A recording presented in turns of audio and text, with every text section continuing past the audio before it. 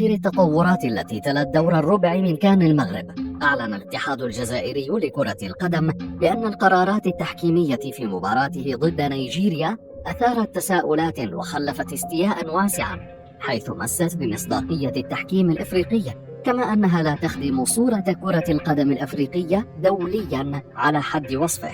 وأضاف بأنه راسل الكاف والفيفا من خلال إيداع شكوى رسمية مرفقة بطلب فتح تحقيق قصد توضيح ما حدث واتخاذ الإجراءات المناسبة وفقا للوائح المعمول بها. وبنفس السياق أعلن الكاف في بيان رسمي بأنه فتح تحقيقا في أحداث مباراتي ربع نهائي الكان بين المغرب والكاميرون والجزائر ونيجيريا،